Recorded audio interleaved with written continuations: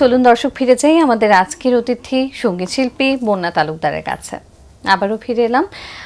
সম্প্রতি আপনার প্রাণে মারিলা শিরোনামের একটি গান এসেছে, যেটা চমৎকার একটি মিউজিক ভিডিও হয়েছে। গল্পগুলো শুনবো, তার আগে গানটা শুনে নিতে চাই। প্রাণে মারিলা যে গানটি, এই গানটির কথা লিখেছে আশিক মাহমুদ, আমার বড় ভাই। আরেকজন আসলে তাদেরকে সবাই চেনে মোটামুটি, দুই ভাই আকাশ মাহমুদ। তার মধ্যে আকাশ মাহমুদ আবার সুর এবং মিউজিকটা আকাশ করেছে, আর কথা লিখেছে আশিক মাহমুদ, তার বড় ভাই। তো এই গানটা নিয়ে আসলে অনেক কথা। আমি 3 বার শুটিং করেছি গানটার কোন রকম ভাবে। লাস্ট টাইম লন্ডনে যেয়ে আরেকবার ওই গানটার লাস্ট শুটিং করি এবং গানটা আপলোড করি আমার ইউটিউব চ্যানেল থেকে। তো এটা আগে একটু গানটা গেয়ে নিই, তারপরে আবার গল্প শুনবো। তোমার লাইগা সব ছাড়িলাম, তুমি আমার ছাড়িলা, ও বুঝ মনে প্রেমে জাগাইয়া ছল চাতুরি করিলা, প্রাণে মারিলা রে বন্ধু প্রাণে মারিলা, তুমি প্রাণে মারিলা রে বন্ধু প্রাণে মারিলা। তোমার লাইগা সব ছাড়িলাম, তুমি আমায় ছাড়িলা, ও বুঝ মনে প্রেমে জাগাইয়া ছল চাতুরি করিলা, প্রাণে মারিলা রে বন্ধু প্রাণে মারিলা, আমায় প্রাণে মারিলা রে বন্ধু প্রাণে মারিলা। একটু কি হয় না মায়া পাশানুই পরাণে, ও বলারে কষ্ট দিয়া থাকো গো কেমনে, হায়রে জানতাম না রে বন্ধু তোমার অন্তরেতে বিষ, চোখের পানির প্রতি ফোঁটা কইরা যায় নালিশ, আসমান সমান আশা দিয়া মাছ দরিয়ায় ডুবাইলা, ও বুঝ মনে প্রেম শিখাইয়া ছল চাতুরি করিলা, প্রাণে মারিলা রে বন্ধু প্রাণে মারিলা, তুমি প্রাণে মারিলা রে বন্ধু প্রাণে মারিলা। এবার গানের গল্পটা শুনে ফেলতে চাই। আচ্ছা, গানের গল্প হচ্ছে, আমি ফার্স্ট টাইম যখন ইউএসএ তে যাই তখন নিউ ইয়র্কে ছিলাম। তো নিউ ইয়র্কে থাকার সময় আমার মনে হলো যে একটা গান, আমি যেহেতু আসছি দেশের বাইরে, এত সুন্দর এখানে তো অনেক জায়গা আছে, টাইম স্কোয়ার এই সেই এগুলা, তো আমি চাচ্ছিলাম যে একটা গানের এটলিস্ট একটা শুটিং যদি করে নিই, একটা স্মৃতি হিসেবে থেকে গেল। তো আমি রীতিমতো আকাশকে ফোন দিই, সে আমার খুব ভালো একটা বন্ধু। তো তাকে ফোন দিয়ে বললাম যে ভাই একটা কাজ কর, আমাকে একটা গান দাও, তাহলে আমি একটা গানের শুটিং এটলিস্ট করে নিয়ে যাই। সে বলে ঠিক আছে। তার আগেও সে আমার কাছে একটা প্রতিজ্ঞাবদ্ধ ছিল যে আমাকে একটা সুন্দর একটা গান সে দিবে। তারপর আমি যথারীতি তারে বললাম যে আমার একটা গান দাও। আমি তো আর ভয়েস দিতে পারবো না, যেহেতু আমি আমেরিকাতে তখন ছিলাম, আর ওইখানের স্টুডিও আমি আসলে জানা নেই, যার কারণে সে তার ভয়েসে গানটা করে আমাকে পাঠায়। তো ওইটার উপরে আমি ওই জায়গায় এই মিউজিক ভিডিওর সুন্দর করে একটা শুটিং করি। সেখানে আরো যারা ছিলেন তাদেরকে বলি যে একটা কাজ করেন, আমার যে আইফোন 14 প্রো ম্যাক্স আছে ওইটা দিয়ে একটু ভিডিও করে দেন, যাতে আমি পরবর্তীতে যদি বাংলাদেশে যে ভিডিও করি অ্যাড যাতে করতে পারি ওইখানে কিছু সিন। তো আমি করে আসলাম সুন্দর করে, শাড়িটারি পরে, মানে এত ঠান্ডার মধ্যে খুব সুন্দর করে শাড়িটারি পরে রেডি হয়ে মিউজিক ভিডিওর কাজ করে আসলাম। আসার পরে সেটা আমি দিলাম হচ্ছে আশিক মাহমুদ ভাইকে। তো উনি বলতেছে বন্যা এটা আসলে তেমন একটা ভাল লাগতেছে না, যেহেতু গানটা একটা গ্রামীণ পরিবেশ, আর যেভাবে উনি ভিডিওটা করছে সে আসলে ওইভাবে করতে পারে নাই যেভাবে আমরা করি। আমি বললাম ঠিক আছে। বাংলাদেশে এসে আবারও আমি এই একই গানের শুটিং করি, সেটা হচ্ছে মৌলভীবাজারে, সিলেটের। তো শুটিং করি আমি, এই যে শুটিংটা করলো যে ক্যামেরাম্যান, তাকে আমি ফোন দিই, ডিরেক্টর যে ডিওপিতে। তো তাকে আমি ফোন দিই যে আমার গানটা কবে আসবে। সে বলে যে আপু একটা তো প্রবলেম হয়ে গেছে। কি?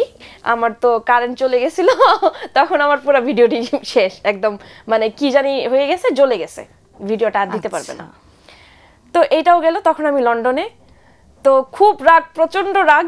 এই গানটা আমার দিতেই হবে, একবার দুইবার, এতবার তো আর ভালো লাগে না। আর গানটাও আমার ভীষণ পছন্দের ছিল। আমি আমেরিকা থেকে এসেই আমি গানটার ভোকাল দিয়ে দিয়েছিলাম, সবকিছু কমপ্লিট, মিউজিকের কাজ শেষ। আকাশকে বলে তাড়াতাড়ি করে গানটা নিয়ে আসলাম।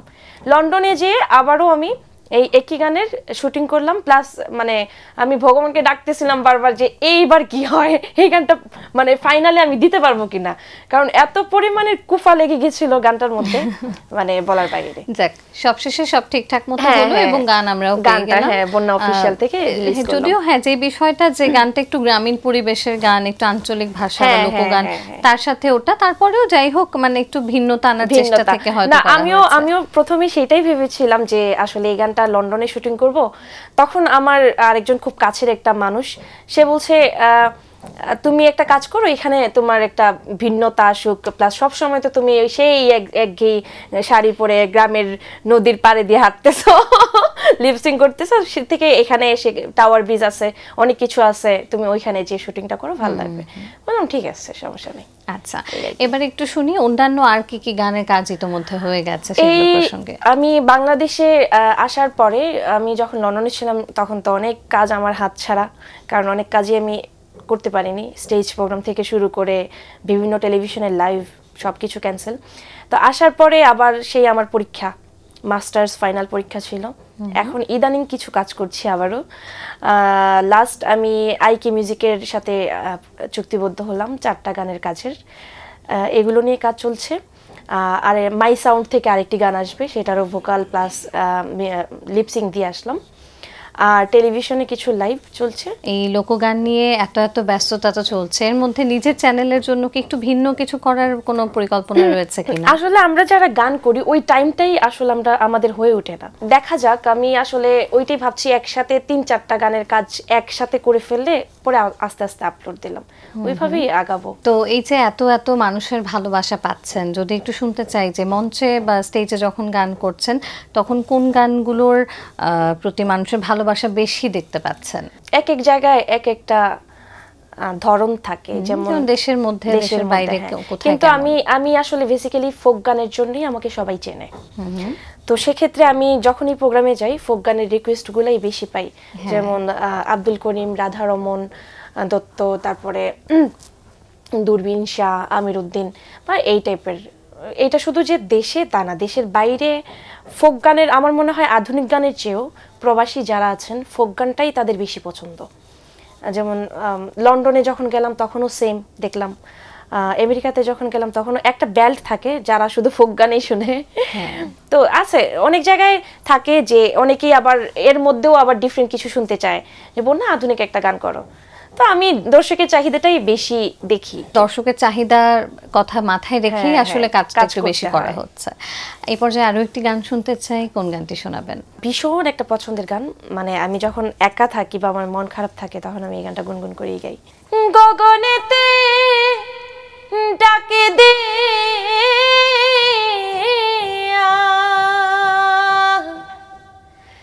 আসমান হইল আন্দিরে বন্ধু,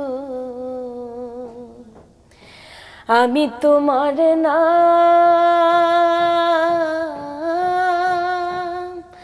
লইয়া কান্দি। সোনা বন্ধুরে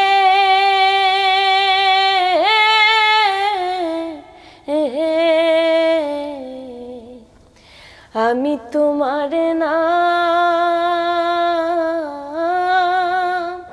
লইয়া কান্দি। উইরা যারে হে শকুয়ারে পঙ্খী পইরা রইল কায়া, কোন পরাণে বিদেশে রইলা ভুলিয়া দেশের মায়ারে বন্ধু, আমি তোমার নাম লইয়া কান্দি। নিজের জন্য সময় কি বের করা হয়? নিজে বাসায় যখন একটু অবসর পাওয়া যায় তখন কি করেন? যখন অবসর টাইম তখন তো মুভি বা কিছু একটা দেখি, বা আমার এখন তো হচ্ছে সোশ্যাল মিডিয়া, ফেসবুক ঘাটাঘাটি, বসে বসে মোবাইল টিপা। আর নিজেকে যেটা করি আমি এই যে গান সংগ্রহ করি, বসে বসে আমি দেখি যে কোন গানটা গাইলে কিভাবে মানে ভালো খারাপ বা কোন গানটা পছন্দ, যখন দেখি একটা গান পছন্দ হলো কেউ গাইলো, তখন ওই গানটা যে আমি অবসর টাইমে ওই গানটা আমি তুলি, নিজে গান করি, সংগ্রহ করি, এইরকম আর কি। আর ফ্যামিলিকে টাইম দেই, পরিবারকে, হ্যাঁ পরিবারকে টাইম দেই। পরিবারের জন্য কি করা হয়? রান্না বান্না করা হয়? একদম, আমি প্রচন্ড রান্না করতে বেশি পছন্দ করি। বহু গুণে গুণান্বিত একজন মানুষ, সবকিছুই মোটামুটি সামলে নিচ্ছে। তো নিজের এখন পর্যন্ত অপূর্ণ কোনো শখ যেটা এখনো পূরণ হয়নি, ছোট্ট করে যদি একটু শুনি। ভগবান অনেক ভালো রেখেছেন, কিন্তু যেটা অপূর্ণ হয়তো সামনে এটা পূর্ণতা পেয়ে যাবে। আমার নিজের একটা মানে বাড়ির অনেক শখ ছিল, নিজের শখের বাড়ি। তো সেটার অলরেডি কাজ আমি শুরু করে দিয়েছি, সেটার কাজ চলছে। তো যেদিন আমার মা ওই বাড়িটাতে যেয়ে থাকবে, সেটা আমার জন্য একটা বিশাল একটা স্বপ্ন পূরণের দিন হবে। সেই স্বপ্ন পূরণ হোক, সেই প্রত্যাশা থাকবে, আশীর্বাদ থাকবে, এবং আপনার সামনের দিনগুলোর জন্য অনেক অনেক শুভকামনা থাকবে। আমরা গান শুনে শেষ করব, তার আগে আমি একটু দর্শকদের থেকে বিদায় নিয়ে আসছি। দর্শক, এতক্ষণ কথা হচ্ছিল অতিথির সঙ্গে, এবার সময় হলো বিদায় নেবার। আমাদের অনুষ্ঠান সম্পর্কে আপনার যে কোনো মতামত পরামর্শ জানাতে লিখুন এই ঠিকানায়। প্রযোজক দিন প্রতিদিন, Banglavision, Noor tower, 110 Bir Uttam CR Datta road, Dhaka 1205, phone 96320303-4। আমাদের ইমেল অ্যাড্রেস dinprotidin@banglavision.tv। আল কোরআনে বলা আছে, যে ব্যক্তি নিজের জন্য কাজ করে না এবং অপরের জন্য কাজ করে না, সে ব্যক্তি আল্লাহ তাআলার কাছ থেকে কোনো পুরস্কার আশা করতে পারে না। দর্শক, সবাই ভালো থাকুন, সুস্থ ও সুন্দর থাকুন। আজ সারাদিন সবার জন্য শুভ ও কল্যাণময় হোক। এবারে গানটি লিখেছেন বাউল কফিল উদ্দিন, কথা ও সুর। আশা করছি দর্শকদের ভালো লাগবে। আতর গোলাপ শোয়া চন্দন, আতর গোলাপ শোয়া চন্দন, সাজাই লম ফুল বিছানা। ও ভাগীর বাসরে বন্ধু কেন আইলা না, ও ভাগীর বাসরে বন্ধু কেন আইলা না। তুমি আইসো নিশিরাত, আমার মাথায় রাখো হাত, বুকেতে বুক মিশাইয়া করব মোলাকাত। তুমি আইসো নিশিরাত, আমার মাথায় রাখো হাত, বুকেতে বুক মিশাইয়া করব মোলাকাত।